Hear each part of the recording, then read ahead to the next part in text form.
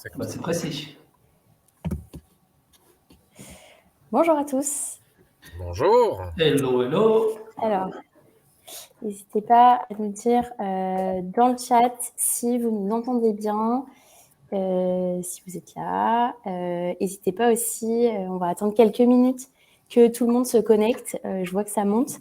Dites-nous aussi qui vous êtes, ce que vous faites, dans quel secteur d'activité vous travaillez. N'hésitez pas à nous partager directement votre site e-commerce de façon à ce qu'on puisse adapter au mieux ce webinaire et cette présentation. Déjà, peut-être pour les premiers qui sont connectés, je vais revenir un petit peu sur ce qu'on a prévu aujourd'hui. Donc, l'idée, c'est qu'on passe à peu près 45 minutes ensemble. Nous, on va essayer de ne pas s'éterniser sur la présentation puisqu'on veut garder un temps pour les questions-réponses à la fin. Dans ce webinaire, on va vraiment revenir sur toutes les étapes du parcours d'achat. On va vraiment vous donner des conseils sur comment optimiser sa conversion.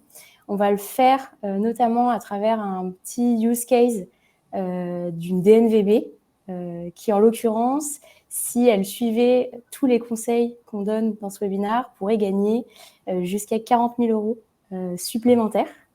On va du coup décomposer un petit peu toutes ces étapes et vous partager ces conseils-là. Pour comprendre pourquoi il perd et aussi où est-ce qu'il gagne en conversion. On va vous partager des solutions actionnables à plus ou moins long terme. On a la chance d'avoir Mine parmi nous,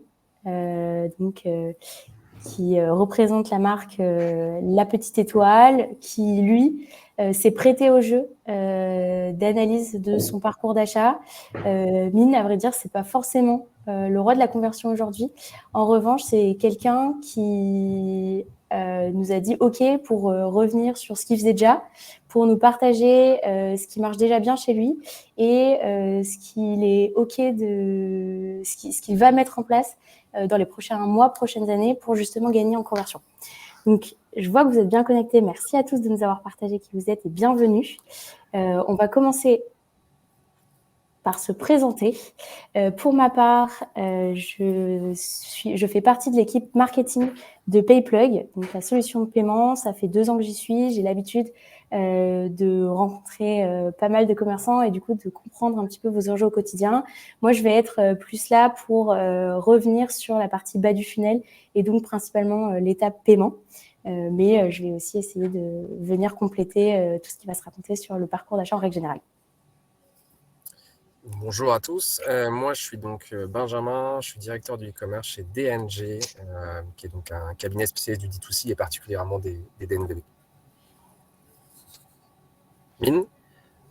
Bonjour à tous, merci Flora pour ton introduction. Alors je suis donc Mine c'est mon prénom.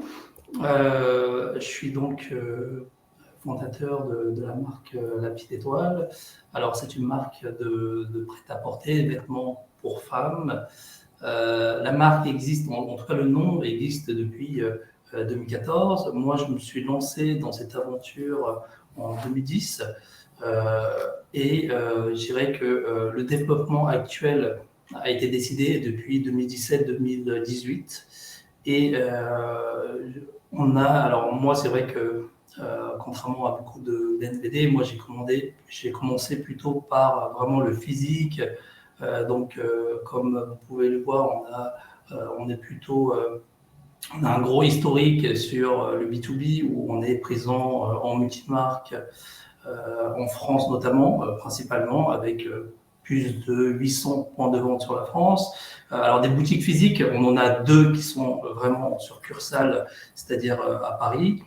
Sinon, on est aussi présent avec notre propre personnel dans les grands magasins tels que Galeries Lafayette, BHV, donc aussi bien à Paris Haussmann, Rivoli que dans d'autres Galeries Lafayette ou BHV en Provence. Voilà.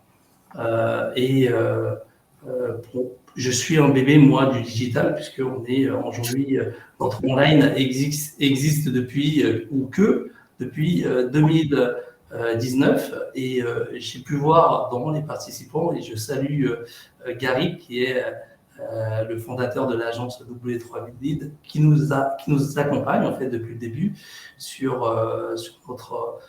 notre aventure et qui fait un super boulot.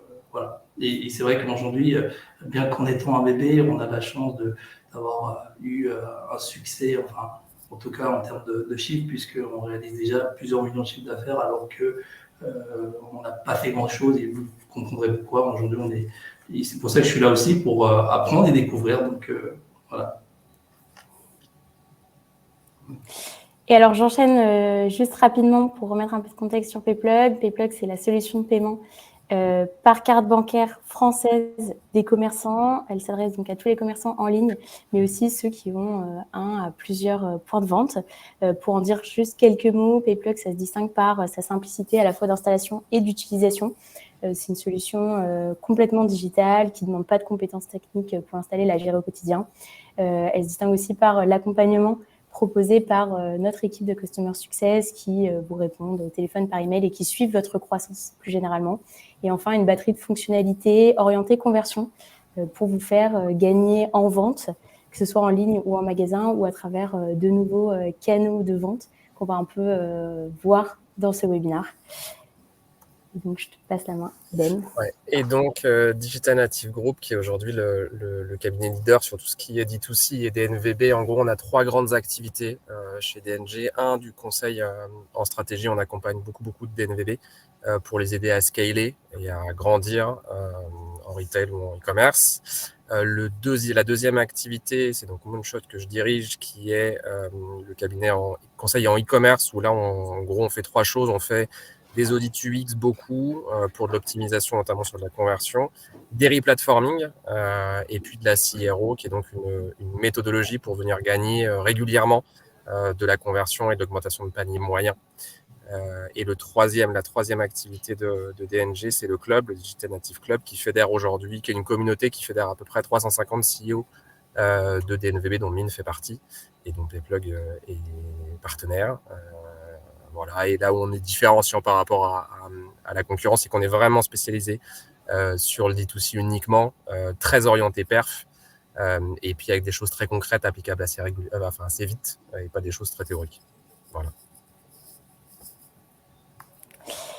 Pour remettre un peu de contexte, dans ce webinaire, on va revenir sur toutes les étapes du tunnel de vente, savoir ce qui est potentiellement optimisable et aussi comprendre comment analyser sa data et comprendre quel KPI suivre. On va évidemment faire un petit focus paiement qui est une grosse étape du bas de funnel et qui est absolument pas le moment pour perdre ses ventes, ses clients, puisqu'à priori, ils sont arrivés jusqu'à la phase terminale. Et enfin, on va voir de façon plus globale comment gagner en conversion à travers l'expérience client, qui est un peu le nerf de la guerre. Bien évidemment, je le redis, on va dédier un temps de ce webinaire aux questions, donc n'hésitez pas à le poser tout au long lorsque ça vous vient, vos questions dans le chat ou, encore plus pratique, dans la partie questions à côté du chat. On essaiera d'y répondre soit en live, soit à la fin, ne vous inquiétez pas pour ça. Ouais, si vous pouvez tout mettre dans la partie questions, on essaiera de capter les questions qui correspondent à ce qu'on dit à ce moment-là, si on est capable de tout voir en même temps. Et on est désolé si on ne répond pas à toutes les questions, il y aura une partie à la fin juste pour répondre. Concrètement, on rentre un peu plus dans la partie détaillée. Ce qui est important, en fait, on a souhaité remettre un Customer Journey global, qui est un peu le basique du Customer Journey, pour se rendre compte qu'aujourd'hui, avant que vous génériez une vente et un client récurrent quelque part, vous avez très probablement fait déjà des centaines de milliers de contacts via toute votre logique d'acquisition. Et vraiment, l'important, c'est que la conversion, en réalité, vous pouvez perdre des clients à chaque interaction que vous leur demandez. Donc, quelque part, la vente, elle ne commence pas une fois que le client est arrivé sur le site, mais bien avant, probablement sur les réseaux sociaux, sur des emailing, peut-être en boutique pour des gens comme Mine qui ont déjà un gros réseau physique. Et l'idée, c'est vraiment de prendre en compte toutes les attentes et tous les pains qu'on peut rencontrer tout au long du parcours d'achat pour éviter de perdre de la conversion à chacune des étapes. Si on rentre un peu plus dans le détail, vous connaissez tous, j'imagine, les grandes équations du e-commerce, le nombre de visiteurs fois votre taux de conversion fois la lifetime value, vous donne votre chiffre d'affaires annuel. Et ce qui est crucial, c'est qu'on se rend compte que le taux de conversion, c'est vraiment le pilier central, quelque part, du business model du e-commerce. Et c'est très souvent celui que vous ne regardez pas. Culturellement, en général, vous regardez d'abord vos coûts d'acquisition, votre panier moyen, mais la conversion, c'est quelque chose que vous pilotez pas. Alors, aujourd'hui, avec l'augmentation des CPC sur les réseaux ou sur Google, si votre conversion est flat, petit à petit, vos coûts d'acquisition vont exploser. Mine, j'imagine que toi, tu as pu voir, alors même si tu ne spends pas énormément de budget mensuellement, j'imagine que tu as pu voir tes coûts d'acquisition augmenter sur les dernières années par rapport à la première année où tu t'es mis au e-commerce. Ouais, forcément. Alors, c'est vrai que moi, on a toujours tendance à regarder les gros chiffres, entre guillemets, le nombre de visiteurs avec la transformation sur le panier final, mais tout ce qui est intermédiaire, tout ce qui est avant, on n'a jamais, en tout cas pour ma part, je ne l'ai jamais monitoré, parce que je le rappelle aussi, c'est que nous, le digital, en tout cas le online, on l'a lancé il y a quelques années, et pour nous, on n'avait pas beaucoup d'attentes, on avait des objectifs qui étaient assez bas, et forcément, quand ça a représenté même pas 5% de notre business général. Moi, le B2C, avant la crise, en tout cas avant le Covid, avant 2020, le B2C représentait même pas 1% de notre business. Aujourd'hui, on est pas loin de 30%. Donc, forcément, aujourd'hui, on est obligé en tout cas d'y venir, et on est obligé aussi de commencer à optimiser. Voilà. Mais ce n'était pas du tout la priorité. Aujourd'hui, ça l'est. Okay.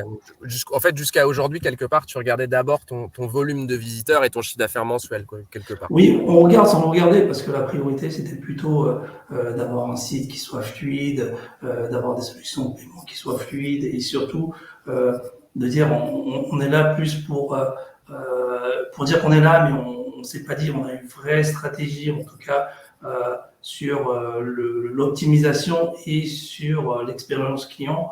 Et on s'en rend compte aujourd'hui, parce que forcément, les enjeux ne sont pas les mêmes, et surtout que aujourd'hui, ça fait quand même pas mal de chiffres, et forcément, on ne va pas pouvoir, nous, continuer à progresser. Et je peux voir facilement qu'on atteint pratiquement un petit plafond de verre, et voilà, et c'est pour ça qu'on se doit de vraiment commencer à regarder sur tous ces sujets-là. Ouais, et c'est vrai que la conversion est clé.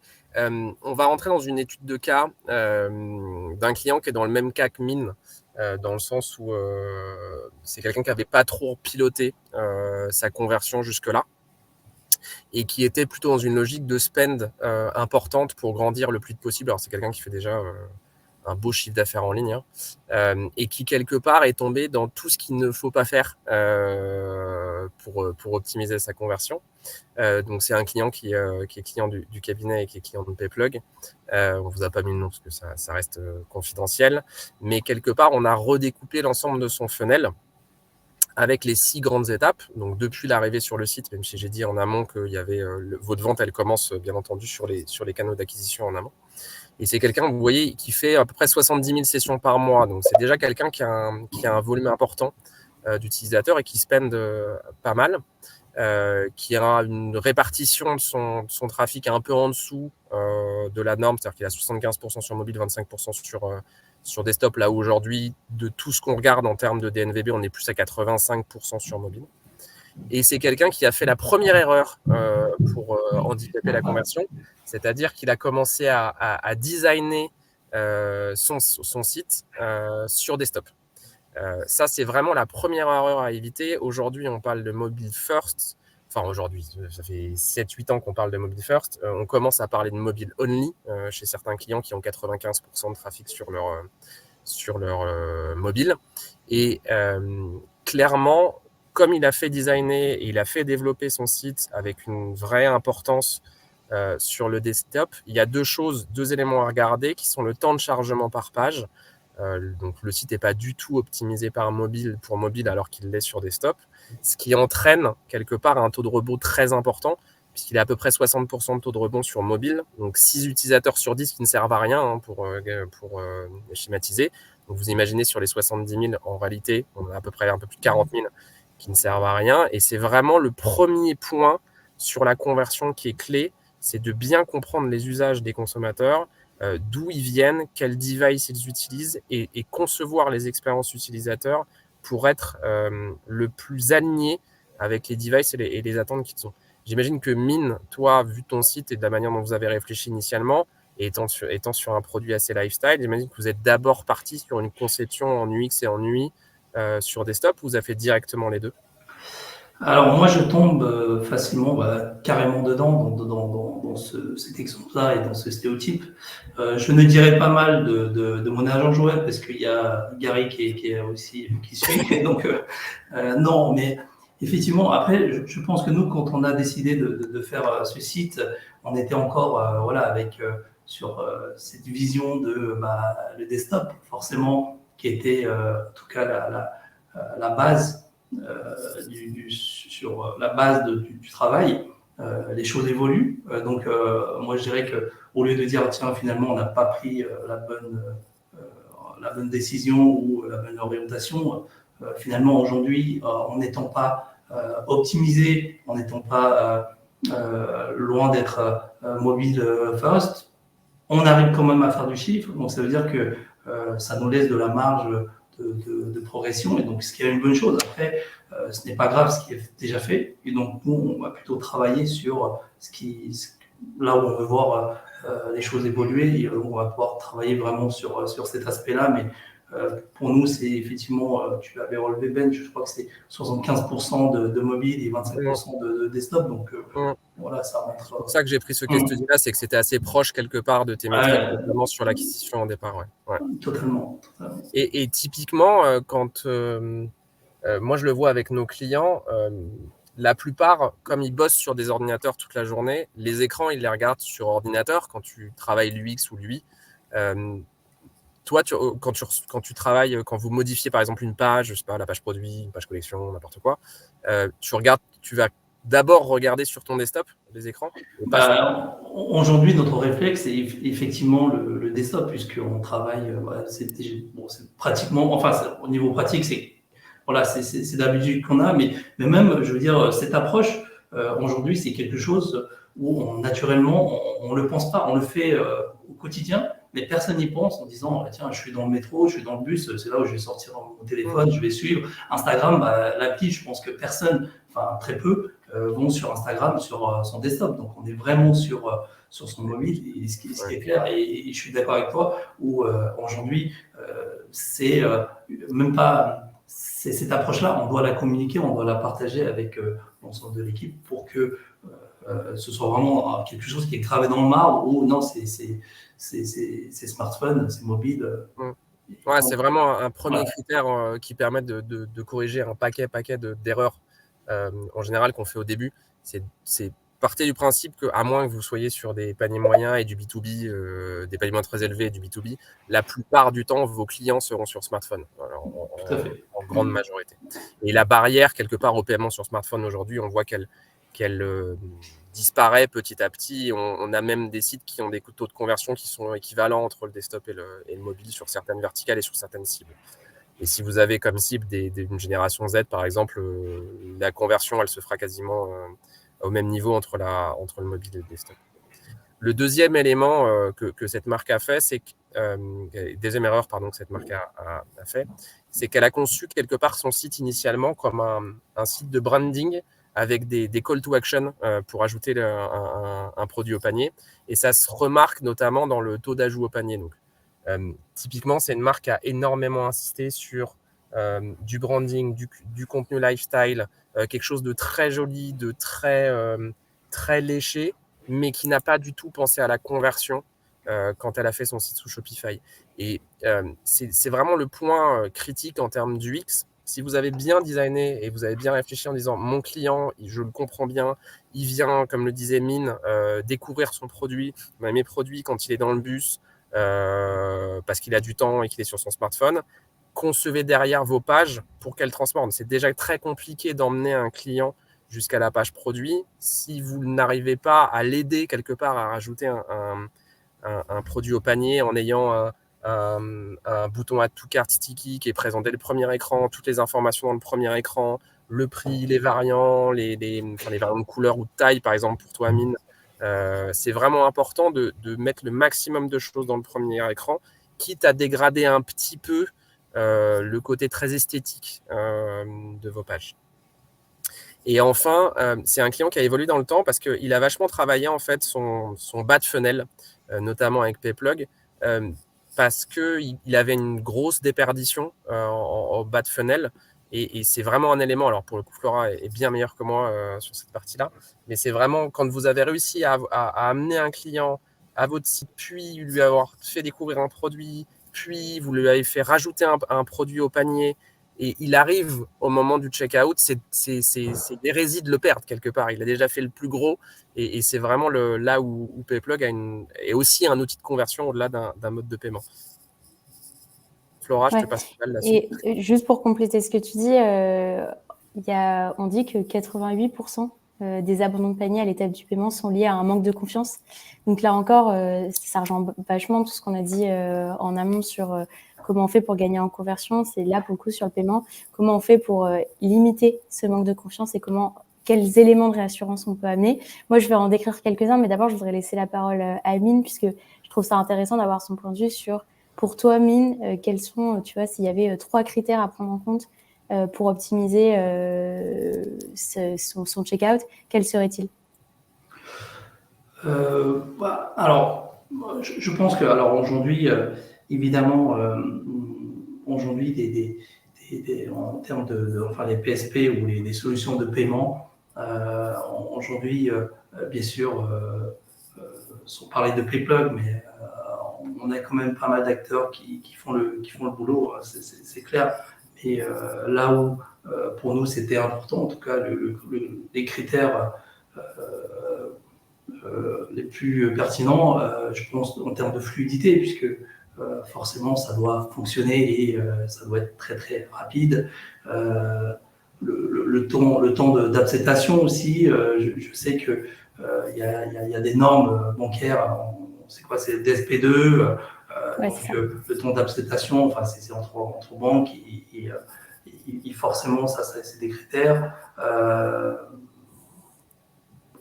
Après, voilà, alors nous, on a choisi, effectivement, on travaille avec Flora et l'équipe de Payplug, parce que je pense que ça aussi, comme je dis, même si beaucoup de solutions se valent, si nous, en tant qu'entreprise française, si aujourd'hui, il y a un acteur, heureusement qu'il y a encore un acteur français, je pense que pour moi, en tout cas, c'est un peu personnel, mais c'était super important pour moi de dire, tiens, si je peux rester français, non, il faut rester français, et au contraire, voilà. Donc pour moi, ça a pris le pas sur tout le reste, même si d'autres solutions sont plus intégrées, etc. Voilà. Ouais, si je peux reformuler, déjà, cool pour la partie française, effectivement, ça peut faire partie des choix. Par contre, si je peux reformuler et revenir un peu sur le cœur du sujet, sur la conversion, pour moi, en gros, il y a 3 choses à prendre en compte lorsqu'on veut challenger, optimiser sa partie de checkout. Et ce qui est assez marrant avec ces 3 choses à prendre en compte, c'est que je trouve que c'est des conseils qui peuvent s'appliquer pas que à l'étape du paiement, mais plus globalement à chaque étape du tunnel d'achat. Typiquement, pour moi, le premier conseil, c'est d'opter pour une page de paiement simple et rassurante. Donc là, c'est vraiment revenir sur toute la partie réassurance sur le site, et tout au long du tunnel d'achat, en fait, dès la home page, souvent, quand on a un site qui a plutôt tendance à avoir de la fraude, ou par exemple une audience qui va se méfier de commander en ligne ou d'acheter vos produits, ou qui ne va pas connaître forcément votre marque, etc., ou si vous n'avez pas de magasin, que vous vendez que en ligne, ces logos de réassurance type paiement sécurisé, certifié, les certifications qui vont avec, les logos de carte bancaire, etc., c'est des choses que les visiteurs ont eu l'habitude de voir sur d'autres sites, et donc qui vont s'attendre à retrouver sur le vôtre. Et si ça y est pas dès le début, eh bien, évidemment, il va commencer à se poser des questions. Si ça y est pas sur la page de paiement, là, concrètement, c'est mort. Donc, pour la première étape, c'est vraiment jouer sur la réassurance. Et pour ça, c'est un design épuré qui est sorti à votre site. Donc, typiquement, personnaliser votre page de paiement. Ça va être aussi les mots, les pictogrammes qu'on va retrouver tout au long du tunnel d'achat. Et c'est, par exemple, ramener aussi de la fluidité. Donc, quand je clique sur le champ pour rentrer mes coordonnées bancaires, c'est le clavier numérique qui s'affiche. En fait, c'est des choses toutes bêtes, c'est des choses qui vont limiter le nombre de clics, donc limiter la friction, faire en sorte que le visiteur se pose pas trop de questions à l'étape du paiement, parce qu'a priori, il a déjà fait son choix, il a choisi sa taille, il a fait son panier, il est OK avec le prix et il est OK avec la livraison, il a rentré ses infos. Et c'est là que vous pouvez vraiment limiter cette conversion-là, et c'est ce qu'a fait cet exemple. Sur le deuxième conseil, pour moi, et on en a déjà beaucoup parlé, donc je ne vais pas y revenir trop longtemps, mais c'est opter pour un paiement, une page de paiement responsive. Pareil, quand vous êtes, testez votre tunnel d'achat jusqu'au paiement et regardez si sur mobile, on n'a pas besoin de zoomer ou on n'a pas besoin, il n'y a pas une pop-up qui vient cacher l'endroit où on va remplir ses coordonnées. Et enfin, le dernier, et qui s'applique encore une fois là à chaque étape du tunnel d'achat, c'est là en l'occurrence de diversifier ses modes de paiement, mais en fait c'est de laisser le choix à votre visiteur. Au même titre que vous allez laisser le choix sur la livraison, laisser le choix potentiellement de remplir un compte client ou de passer par un compte invité, là, laisser le choix sur le mode de paiement. Nous, on vous recommande toujours de proposer 2 à 3 modes de paiement différents. Donc, en gros, le paiement CB classique, vous allez pouvoir opter pour un module comme PayPlug ou plein d'autres, effectivement. Le paiement via Wallet, donc souvent, ce qui est mis en avant, c'est PayPal.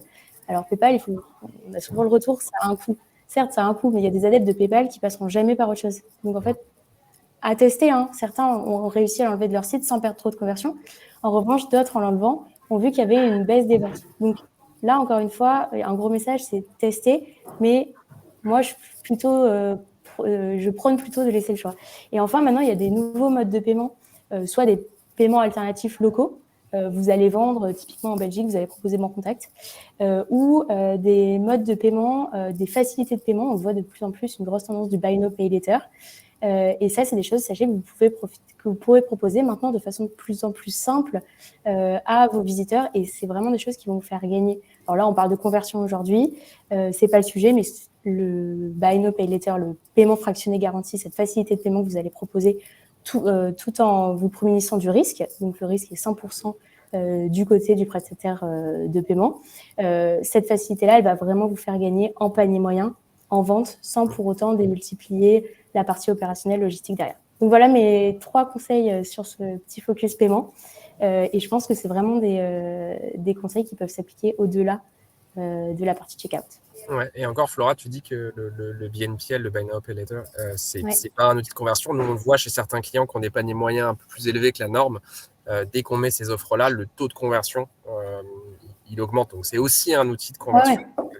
Ouais. Typiquement, tu le disais tout à l'heure, pardon, je crois que j'ai coupé quelqu'un, mais je finis juste cette phrase.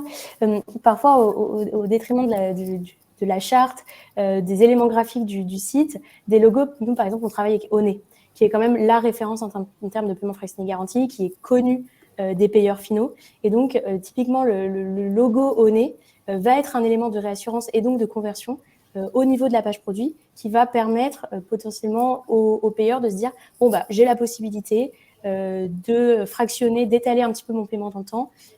Au moins, je l'ai en tête et donc, ça me conforte dans mon choix de continuer sur ce site. » Typiquement. Toi, Mine, tu as proposé quelles options de paiement dans ton checkout aujourd'hui ? Nous, on est resté sur quelque chose de hyper basique, c'est-à-dire que il y a pas longtemps, on n'avait que du full 3D Secure, c'est-à-dire qu'à chaque, même 1 euro dépensé, la personne était obligée de confirmer. C'est vrai que c'est très valable pour la France, mais je sais que en UE aussi, donc, mais pour d'autres pays, je pense que c'est un peu plus compliqué. Après, moi, ça ne me concerne pas trop, puisque nous, principalement, je pense que plus de 80-85% de notre chiffre est sur la clientèle nationale. Après, évidemment, on nous propose souvent du paiement fractionné x3, x4. Après, évidemment que ça peut aider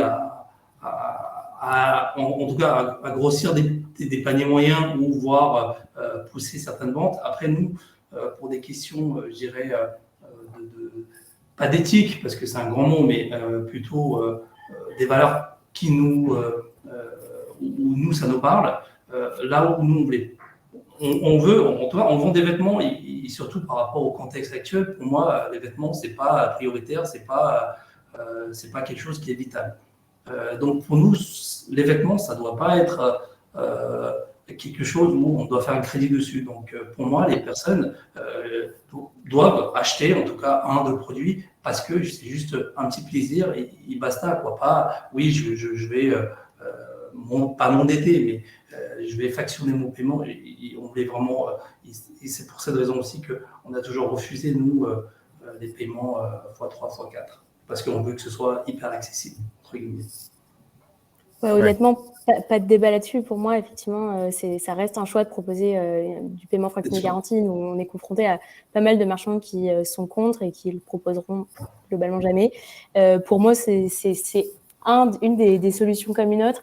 On parle des modes de paiement. Il y a effectivement les modes de paiement locaux. Il y a aussi le fait de différer le paiement, par exemple, de pouvoir payer à la réception du colis. Comme ça, en cas de retour, la personne en face n'a pas été débitée. Voilà, il faut savoir qu'aujourd'hui, il y a vraiment un panel de solutions, on ne va pas toutes les passer en revue, qui permettent de gagner en conversion. Le Buy Now Pay Later en est un, mais il y en a bien d'autres et ça, gardez-le en tête. Et alors, si juste, on peut peut-être revenir un petit mot sur la DSP2, puisque tu l'as évoqué, Mine, et je sais que c'est un sujet qui concerne pas mal les commerçants en ce moment. Dites-le nous si vous voulez qu'on approfondisse un peu plus, mais globalement, la DSP2, c'est cette directive sur les paiements qui vont venir amener plus d'authentification lorsqu'il y a un paiement en ligne pour identifier mieux le payeur final et donc limiter la fraude. Moi, si je peux juste rassurer un petit peu là-dessus, parce que souvent, il y a beaucoup de craintes. Certes, c'est un frein à la conversion, mais c'est aussi un renforcement de la sécurité en ligne et du coup, une réassurance pour les clients finaux. Moi, j'avais un chiffre, si je le retrouve, voilà, j'ai trouvé que 8 Français sur 10 sont favorables au renforcement de l'identification pour les paiements en ligne. Et en fait, il y a même un autre chiffre, 67% pensent que ce système de sécurité de paiement renforce leur confiance au point de leur donner envie de payer sur de nouveaux canaux. On va en parler un tout petit peu plus après, mais on l'a déjà fait un peu. Sur les réseaux sociaux, typiquement, il y a de plus en plus de ventes qui soit commence là, soit se termine ici. On peut encaisser maintenant sur les réseaux sociaux à travers diverses techniques. Maintenant, vous allez pouvoir capter cette audience, aller jusqu'au paiement et du coup, élargir un petit peu ce panel. Aujourd'hui, effectivement, il y a la génération Z qui a l'habitude de payer un petit peu partout en ligne et d'utiliser les réseaux sociaux comme un canal de vente pas du tout particulier. Par contre, il y a d'autres personas qui, eux, vont avoir plus de mal. Et aujourd'hui, grâce à cette DSP2, ils vont être rassurés sur le fait que oui, le paiement est sécurisé, quel que soit le canal, que s'ils reçoivent justement ce petit code ou le fait d'ouvrir leur application bancaire pour valider, dans ce cas-là, c'est que c'est vérifié et sûr. Et donc, ça va aussi vous faire gagner en conversion. Moi, je voulais aussi rassurer là-dessus parce que la DSP2, c'est vrai que c'est un frein à la conversion. Mais déjà, sachez aussi que d'un autre côté, à long terme, c'est pour rassurer les payeurs en ligne. Et en plus, il y a aussi des solutions qui vous permettent d'ajuster en fonction de si vous allez demander plus ou moins d'authentification forte. Et ça, typiquement, Mine, toi, c'est ce que tu es en train de tester et c'est ça que je trouve intéressant. Tu es en train de diminuer petit à petit le nombre d'authentifications que tu demandes. Jusqu'à présent, tu étais ce qu'on appelle, nous, du full 3DS. Donc, tu demandais à chaque fois une authentification forte. Là, tu es en train de diminuer jusqu'à voir où tu vas commencer à avoir de la fraude et jusqu'où tu vas t'arrêter de demander tout le temps de l'authentification forte de façon à optimiser un petit peu à chaque fois ton taux de conversion sans pour autant perdre en sécurité sur ton site, sans gagner en taux de fraude. Exactement. Je l'ai modifié il n'y a pas longtemps parce que pour des raisons assez simples, hein, c'est juste que effectivement pour certaines personnes ça peut soulager l'étape de la vérification et ça c'est encore, je ne sais pas quels sont les critères, en tout cas techniquement quels sont les critères pour juger qu'un tel client est plus sûr qu'un autre, mais après nous sur notre secteur c'est vrai que on n'a pas des produits non plus très très sensibles et c'est vrai qu'aujourd'hui Full 3D Seco ça n'a pas tellement de sens et je ne pense pas que j'aurai des surprises parce que derrière on est plus garanti entre guillemets mais voilà c'est surtout pour l'expérience client pour éviter une étape parce qu'il faut prendre son téléphone, il faut vérifier le code. Moi, je commande souvent sur Internet et je sais que le temps de recevoir un code, d'aller ouvrir le site store, de le rendre. Et si on n'a pas une très bonne mémoire, il faut regarder 2 fois. Donc, effectivement, on perd un peu plus de temps. Ouais. Et tu fais bien de le rappeler, évidemment, ça dépend des secteurs, encore une fois. Mais a priori, dans le secteur de la mode, dans le secteur de la beauté aussi, on est plutôt bien lotis. Donc, il y a des choses à faire pour aller vers plus de conversion et moins d'authentification forte. On avance? Parce que Ouais. je vois là qui tourne dans l'absolu. Donc, ce petit case study vous a montré quelque part qu'au-delà de l'acquisition, il y a plein de moyens quelque part pour augmenter son business aujourd'hui une fois qu'on a un peu de trafic et la conversion est le métrix majeur quelque part. C'est la concaténation quelque part de beaucoup de métriques. Donc on a vu les visites, le taux de rebond, le nombre de pages produits vues, le taux d'ajout au panier, le passage en caisse, et l'échec de paiement. Et ce que nous on regarde chez DNG, c'est vraiment les sous-jacents de cette partie-là.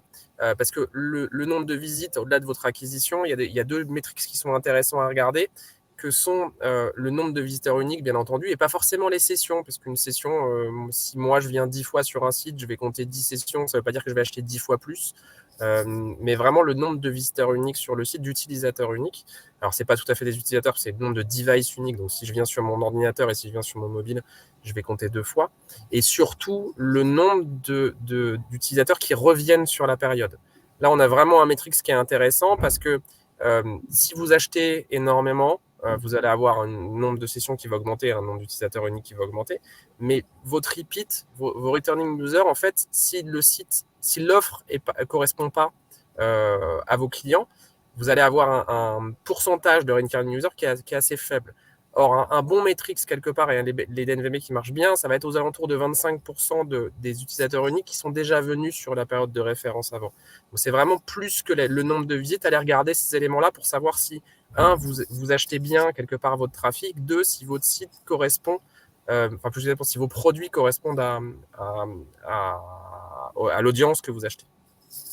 Et une fois arrivé sur le site, le taux de rebond, c'est toujours un peu un metrics qui est bâtard, parce qu'il mélange plein de choses. Une mauvaise acquisition vous fait un gros taux de rebond, des mauvaises web performances de votre site, si votre site a été codé avec les pieds quelque part et que la page met 15 secondes à se charger sur mobile, vous allez forcément avoir un taux de rebond. Donc nous, on préfère regarder 2 éléments que sont la vitesse de chargement. Donc ça, vous pouvez l'avoir avec PageSpeed ou avec Lighthouse, qui sont 2 outils de Google. Faites-le page par page sur les grandes pages, c'est-à-dire la page produit, la page collection, votre homepage si vous voulez, ou sur des landing pages d'acquisition.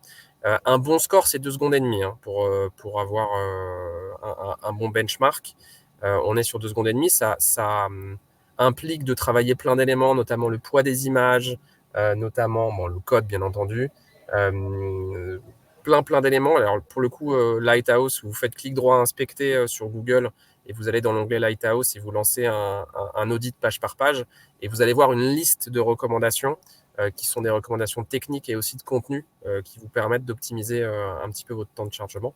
Et après, voyez avec votre agence pour essayer d'optimiser pour le coup.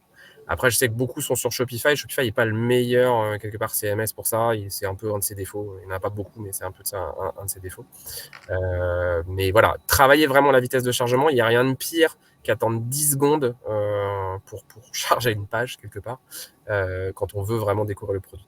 Le deuxième sous-jacent du taux de rebond, c'est vraiment le pourcentage d'utilisateurs qui vont cliquer sur la navigation en arrivant sur le premier écran. Puisque si j'arrive sur une page et que je ne fais rien, je compte en taux de rebond. Voir si, quelque part, votre UX de navigation générale est suffisamment clair pour que vous puissiez amener un utilisateur vers une autre page. Donc, soit d'une landing page d'acquisition, soit d'une page de collection vers une page produit, soit d'une page produit vers une autre page produit grâce à cross-navigation ou à votre menu. Il faut vraiment regarder ces éléments-là, c'est vraiment intéressant. Et le troisième point, c'est le nombre de pages vues, de pages produits vues par utilisateur, parce que si vos clients vont voir les pages marques, les store locators, les pages contacts, et ce genre de trucs, c'est pas avec ça que vous allez faire du business. Mais le nombre de pages produits vues par utilisateur est beaucoup plus parlant que le nombre de pages vues au global sur le site. Ça, c'est plutôt sur la partie haut de funnel. Et dès qu'on attaque le bas de funnel, bien entendu, le métrique majeur, ça va être le taux d'ajout au panier. Nous, on regarde 2 taux d'ajout de panier un peu différents, directement depuis la page produit. Et si vous avez, je crois que Mint a ça, si vous avez sur vos vignettes dans les pages collection un add to cart, on distingue vraiment les deux. Parfois, les utilisateurs se servent du add to cart quand c'est sur les pages collection comme une sorte de wishlist. Je mets plein de produits dans mon, ça doit être le cas toi chez toi, Mine, j'imagine, plein de produits dans mon panier, puis après je les enlève dans mon panier, ça fait un peu office de wishlist. J'imagine que tu as ce profil d'usage là, tu dois l'avoir pas mal. Toi. Je pense que oui, moi personnellement, c'est vrai que je ne l'ai jamais testé, mais quand j'avais regardé ton add to cart, justement sur les pages collection, était très important parce que je pense qu'il y a plein de gens qui rajoutent au fur et à mesure. Forcément, parce qu'on a beaucoup de produits à proposer. Donc... Ouais, et typiquement sur les métriques, c'est ce que je dis toujours, il faut aussi mettre les métriques au regard de son UX, de son produit et de l'usage, parce que typiquement, quand on est dans le lifetime coming, il y a cette pratique, cet usage-là qui existe. Si demain vous faites des vélos électriques, je ne suis pas certain que les gens rajoutent 3 vélos électriques dans leur panier façon wishlist. Donc voilà, il faut toujours un peu regarder les éléments. Et après, bien entendu, il va y avoir le taux de passage en caisse. Donc quand sur Shopify, vous appuyez sur finaliser ma commande, qui est un critère crucial puisque vous allez voir derrière si votre checkout fonctionne ou pas, sachant qu'un bon benchmark, c'est à peu près la moitié. Donc vous avez déjà la moitié de vos clients que vous perdez. Et après, bien entendu, les échecs de paiement qui sont la fin de l'optimisation. Si vous avez beaucoup d'échecs de paiement selon les zones géographiques, selon les modes de paiement, on demande toujours aux clients de regarder les 2 éléments. J'imagine que Flora, c'est des choses sur lesquelles vous passez votre temps à optimiser cette partie-là. Ouais, clairement. Là, ce qui peut être hyper intéressant quand tu regardes tes échecs de paiement, puisque tu y as accès a priori avec Playplug, donc tu peux savoir si c'est le seul qui est insuffisant, si c'est un problème de 3DS, justement, on en parlait tout à l'heure avec la DSP2. De toute façon, quel que soit le cas, il est possible de relancer ces paniers abandonnés.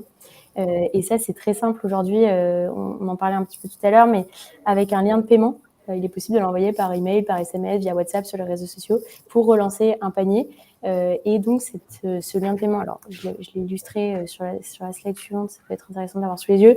Globalement, il faut renseigner le montant, les contacts du destinataire et juste simplement envoyer. Et donc ça renvoie vers une page de paiement la même que celle sur votre site e-commerce. Or, là, puisque c'est déjà ce qu'il y a dans le panier est déjà compris, en termes de conversion, c'est hyper efficace puisque la personne n'a vraiment juste qu'à payer et non pas à refaire tout son panier.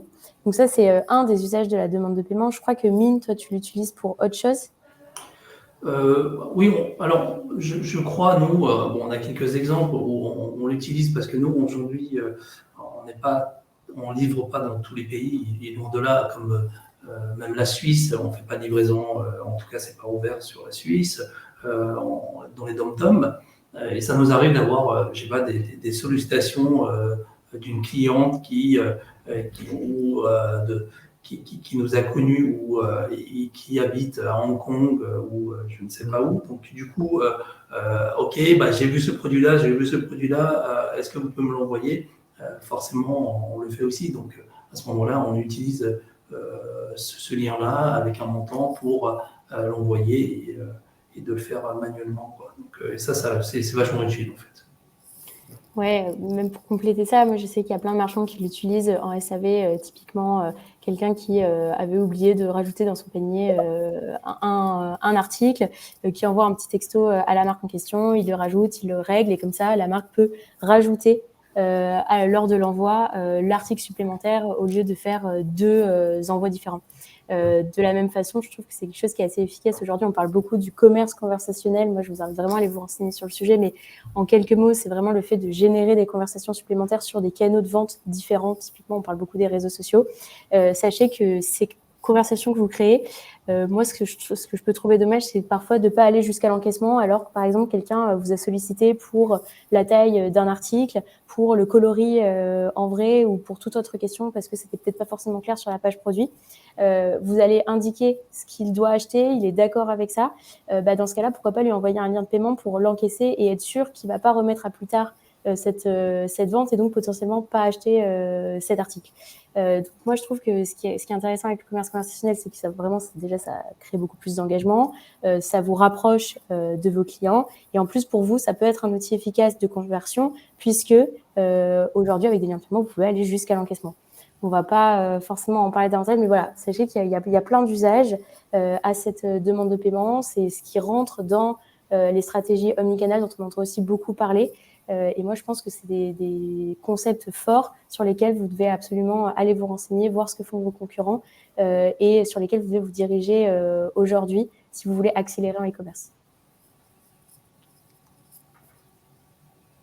Il me semblait que tu voulais. Je vois l'heure tourner. Ouais. On va conclure parce que. Globalement, ouais, on va aller directement en question.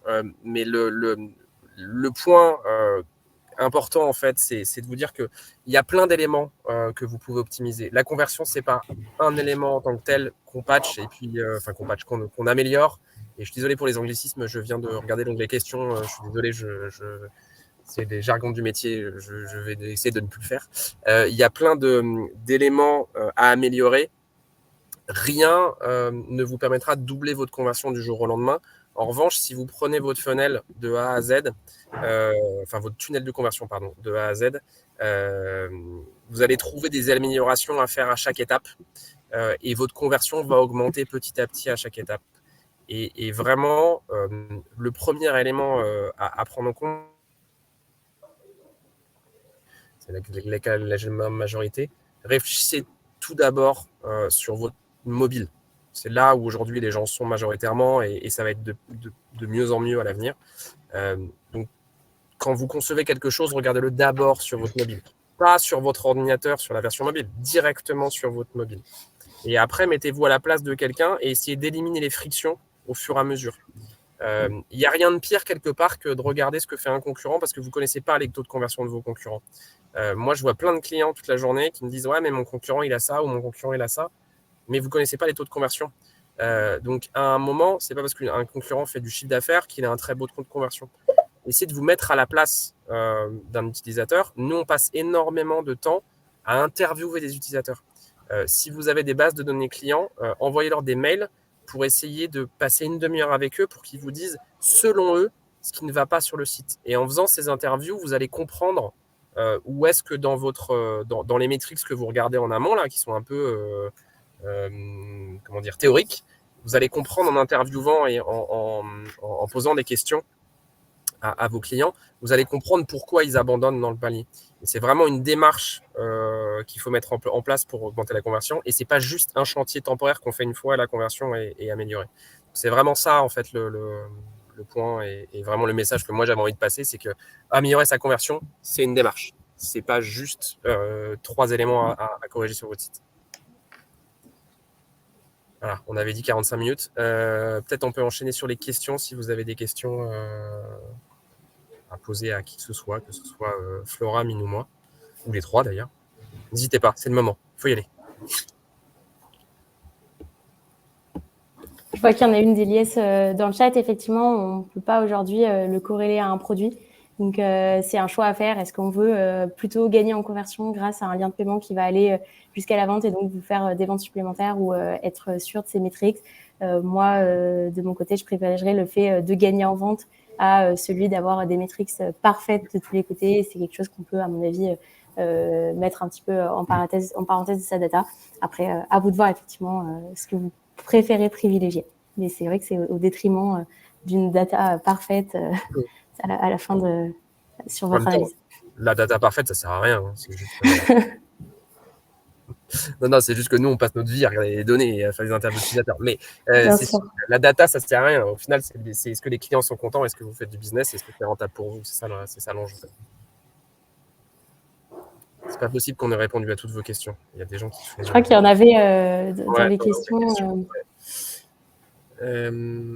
crois qu'il y a une question sur les applications pour PayPlug. J'ai accès juste depuis. Ouais, j'ai répondu parce qu'il n'y a pas une application aujourd'hui, mais c'est disponible à la fois sur ordinateur et via mobile. Donc, Ouais. Et Cécilie, je ne sais pas quel est ton business exactement, mais le mobile aujourd'hui, moi, j'ai pas un client qui n'a pas plus d'audience sur le mobile que sur son ordinateur, même dans le B2B, pour le coup.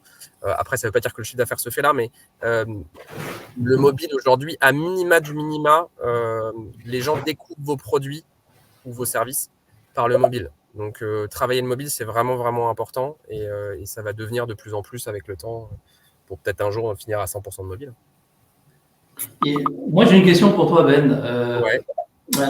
Pour monitorer tout ça, pour savoir où est-ce que nous souhaitions, comment on fait? Est-ce qu'il y a des outils? Est-ce qu'il y a des boîtes qui font ça? Bon, comme j'imagine ce que toi tu fais, mais parce que derrière, comment on peut faire un audit, en tout cas, de notre site sur tous ces monitorings, entre guillemets.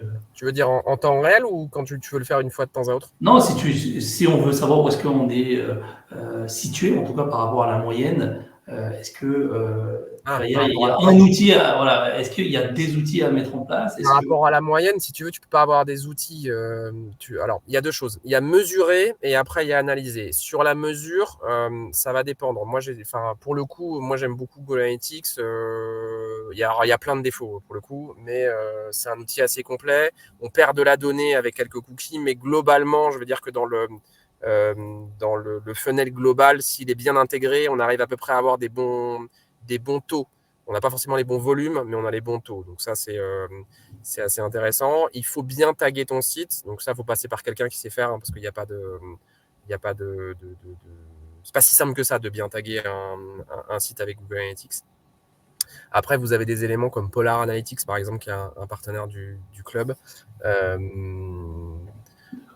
Après, vous avez d'autres outils type Matomo, ce genre de choses qui sont aussi open source. Mais globalement, il faut prendre quelqu'un pour taguer. Donc, vous allez taguer les événements. Donc, bien assurer que vous remontez les événements quand la personne ajoute au panier. Chaque étape du tunnel de conversion, bien les taguer. Donc, bien définir les éléments. Et après, pour ce qui est l'analyse de votre business, là, pour le coup, si tu veux être capable de te comparer par rapport à la concurrence, il faut passer par un tiers qui est capable de te dire, puisqu'il travaille avec plein de marques, si tu es au-dessus, en dessous du marché. Donc, c'est là, c'est une de nos activités chez DNG. Mais globalement, dans la méthodologie d'audit, nous, on analyse 4 grands éléments. Un, les web performances. Ça, c'est assez simple. C'est des outils marché qui te permettent de regarder page par page ton temps de chargement, les taux de rebond, où est-ce qu'il faut améliorer ta page structurellement. Ça passe derrière par des la façon de le corriger, c'est du développement en arrière, il n'y a pas de sujet. Le deuxième point, c'est cette partie metrics, data. Comme nous, on travaille avec des centaines de DNVB, on connaît exactement leurs metrics, donc on est capable de te comparer par rapport à un concurrent à peu près dans le lifestyle positionné en termes de marché comme toi, avec le même panier moyen, ce genre de choses. Et le troisième élément, on passe pour essayer d'expliquer où est-ce que tu as des baisses dans ton tunnel de conversion, on passe par des interviews utilisateurs. Donc, comme je disais tout à l'heure, on pose des questions aux clients pour comprendre, d'avoir un feedback qualitatif par rapport à un métrique qui, lui, est juste un chiffre comme ça un peu théorique. Et après, on fait des analyses d'écart de best practice. Est-ce que dans le premier écran, sur mobile, sur ta page produit, est-ce que tu as bien plusieurs photos, voire de la vidéo dans ton métier, parce qu'on sait que la vidéo, ça améliore la conversion. Est-ce que tu as bien le nom du produit, les variants de couleur, de taille, le prix barré si tu en as, le bouton ajouté au panier, voilà. Ça, c'est des analyses ergonomiques, si tu veux, que nos UX designers font chez nous. Mais c'est vraiment cette logique-là, si tu veux, qui te permet derrière de savoir où est-ce que ton site sous-performe, où est-ce qu'il surperforme et comment l'améliorer. Ok. Elias, pour tout ce qui est... oui, tu as raison, les problématiques d'Apple avec iOS 14. Alors, la CNIL ne t'interdit pas de stocker des cookies. Hein, la CNIL t'oblige à demander. Donc, on peut, sans problème, pour tout ce qui est optimisation du parcours client, déposer des cookies, notamment sur Google Analytics. Après, quand tu dis moins de données, c'est moins de données, moins de détails dans les données ou moins de volume de données. C'est sûr que si tu n'as pas beaucoup d'utilisateurs, si tu as 100 utilisateurs sur ton site, les taux ne sont pas très intéressants, puisque à 2 utilisateurs près, ça truque complètement tes taux. Mais avec moins de données, si tu n'as pas les éléments de à chaque étape du parcours. Là, tu vas jamais savoir où est-ce que ton site a des problèmes. Tu vas avoir le nombre de sessions en entrée, le nombre de ventes, et donc tu sais pas exactement où est-ce qu'il y a des problèmes.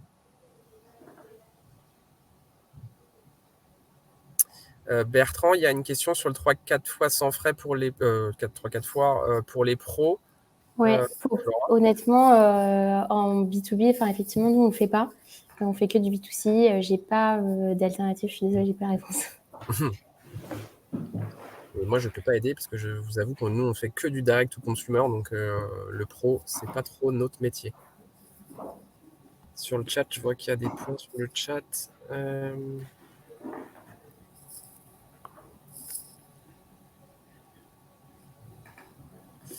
Alexandre, quand tu dis pas d'application de paiement, donc ça c'est le bas de funnel, les applications utilisées pour optimiser l'expérience. Tu es sur quel CMS? Est-ce que tu es sur Shopify, sur PrestaShop, sur Magento, sur plutôt haut de funnel sur Shopify? Et c'est quoi ton business?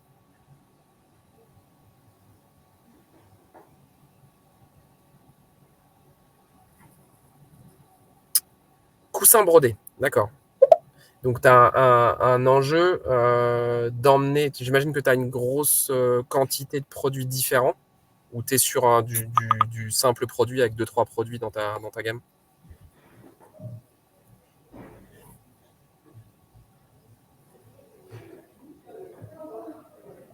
D'accord, 8 produits. Donc, tu as quand même une option de choix potentielle sur les couleurs, sur le motif de la broderie, ce genre de choses. Moi, je pense que c'est un peu comme Mine sur le lifestyle. Je pense que ce qui est clé dans ces métiers-là, c'est d'amener vers la qualité du produit et être capable de se rendre compte de tous les éléments, de la couleur, de la qualité. Et quelque part, la vidéo versus l'image simple est plus parlant que simplement une image bien shootée. Faire du close-up sur des détails. On travaille pour de la lingerie, là, par exemple, en ce moment. Faire du close-up sur de la broderie, rendre compte de la qualité de la broderie. On s'est rendu compte en interview utilisateur que ça rassurait énormément les clients et que ça augmentait la conversion. Donc ça, clairement, venir remplacer sur ta vignette produit, mettre une vidéo est quelque chose qui amène de la valeur. Après, pour le coup, on a des choses beaucoup plus simples sur tous les éléments de réassurance, et la garantie du paiement, la livraison, afficher le temps de livraison est quelque chose où on se rend compte assez vite que ça augmente. Quand on est capable de dire vous êtes livré sous 3 jours, est quelque chose qui augmente la conversion. Rajouter les frais de livraison dans votre checkout avant que faites faire une livraison estimée du temps si vous êtes sur Shopify, c'est un des problèmes et un élément qui permet d'augmenter la conversion. Et après, bien vérifier que les best practices soient présents, c'est-à-dire vous avez tous les éléments importants au-dessus de la ligne de flottaison, c'est-à-dire que l'utilisateur n'a pas besoin de scroller pour avoir la description du produit, l'image, le nom, le prix, le délai de livraison, le bouton ajouter au panier. Voilà, vraiment tout maximiser dans le premier écran pour être certain d'optimiser votre conversion.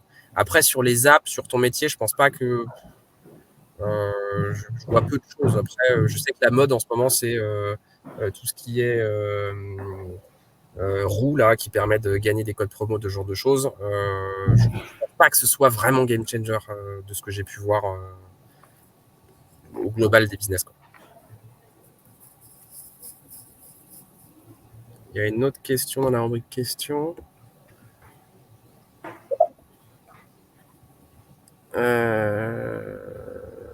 Quelques KPI sur les services et résultats de DNG. On travaille avec tellement de clients. Clairement, aujourd'hui, nous, notre métier, c'est d'aider les business à scaler au global. Donc, regarde sur nos sites, tu vas voir les références. On travaille avec le top des DNVB et le top futur des DNVB, puisque nous les accompagnons et qui vont devenir le futur top des DNVB. Mais globalement, on a des métriques qu'on suit que sont la conversion, la lifetime value qui est hyper importante. Là, c'est pas le sujet d'aujourd'hui, mais quel est le chiffre d'affaires que vous réalisez par client et pas simplement le panier moyen. Est-ce qu'il y a du repeat? Est-ce que ces éléments-là et RAS, tout va bien pour nous. Bon, ouais, très bien, le plug. Bien sûr, ouais, non, alors pour le coup, Barbara, oui, tu as raison, les avis clients, j'ai complètement zappé. Bien sûr que ça aide et ça permet de réassurer quelque part le taux de conversion. J'avais vu une stat, alors c'est pas forcément sur des sites en propre, c'est sur Amazon, un produit sur Amazon qui a plus de 1000 reviews, 1000 commentaires positifs, double sa conversion.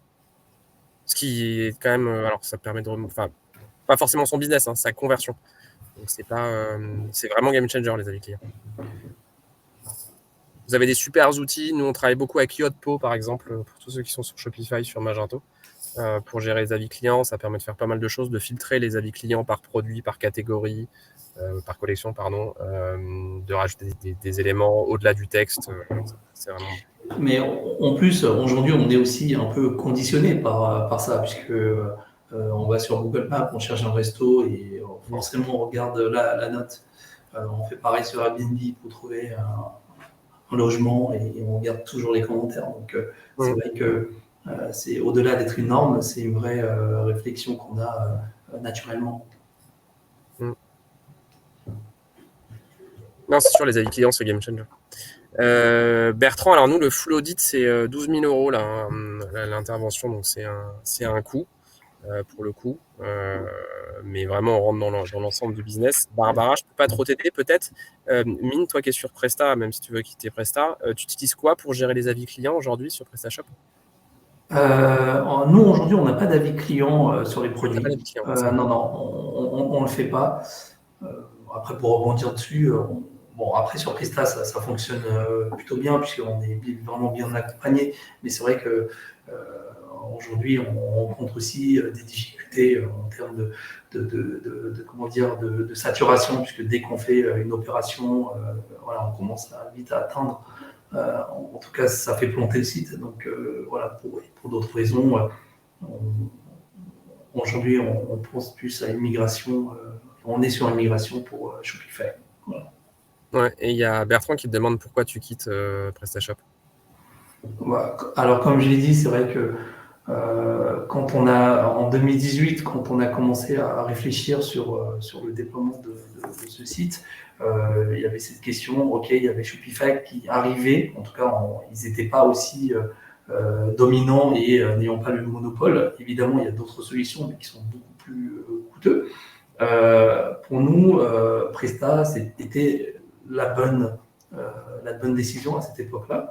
Et c'est vrai qu'aujourd'hui, notre métier à nous, c'est pas d'être technicien. Moi, j'ai pas des informaticiens en interne. Et donc, il y a toujours, comme c'est pas une solution en SaaS, on est obligé, qu'on soit pas obligé il faut être vachement bien accompagné. Déjà, c'est ce qui est notre cas. On est plutôt vraiment bien accompagné par l'agence W3 Lead, mais malgré cela, on se retrouve à ça marche plus. Demain, on installe une nouvelle app ou un nouveau module. Non, là, ça s'est déconnecté. Donc, il y a vraiment beaucoup de problèmes dans l'utilisation, en tout cas. Et nous, on n'a pas du tout l'expertise en interne, ce qui fait que voilà, ça nous arrive de facilement de planter le site parce que trop de fréquentation d'un coup, alors qu'on augmente et on anticipe l'augmentation de la capacité du serveur, puisque c'est très lié à ça aussi. Après, comme j'ai dit, il y a quand même on a plus de bugs à gérer. Donc, même en étant bien accompagné, c'était devenu compliqué pour nous.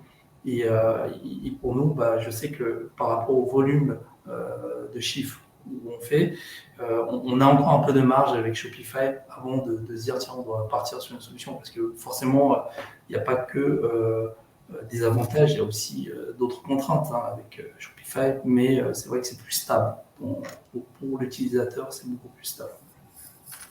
Ouais, nous, dans le club, sur les 350 DNVB du club, vous êtes une vingtaine à être sur PrestaShop. Donc, il y a quelque part, dans le modèle DNVB, il n'y a pas grand monde qui est encore sur PrestaShop pour le coup. Beaucoup ont migré de PrestaShop vers Shopify ces 2 dernières années. Ouais, c'est dommage parce que voilà, c'était français. Ouais. Et forcément, ils n'ont pas le même budget que nos amis canadiens ou américains. Anne, pour répondre à ta question, alors moi je connais pas trop mal WooCommerce, mais il y a longtemps, ça fait longtemps que j'ai pas mis les mains dedans.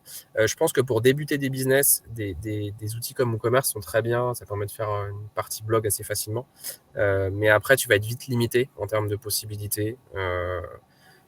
Typiquement, enfin, le ratio d'applications que tu peux rajouter pour gérer des avis clients, pour tout ce que tu vas avoir besoin tout au long de ton funnel, le ratio, ça va être tu vas avoir 10 à 100 fois plus d'options potentielles sur Shopify que sur WooCommerce, quoi. WooCommerce, c'est vraiment permet de débuter des business, quoi. On peut tester des trucs, c'est assez simple. Et après, pour grandir, Shopify, oui, j'imagine. Shopify est quand même plus adapté aujourd'hui. Après, Shopify n'est pas la réponse à tout, hein. Enfin, c'est pas j'ai un problème, réponse Shopify. Mais c'est un très bon CMS. Quand on a déjà rencontré son marché et que les produits plaisent, pour derrière grandir, Shopify est assez pratique et s'adapte plutôt pas mal, en fait. On prend encore une ou deux questions et puis derrière, je file. Ouais, et de toute façon, on vous laisse aussi nos coordonnées. Vous pouvez globalement nous contacter et sur LinkedIn et par email. Si vous voulez creuser davantage les sujets, ce sera avec plaisir. Allez, on prend la question d'Arnaud qui est en train de taper. On s'arrêtera là. Arnaud, tout repose sur ta question. La Charlotte qui...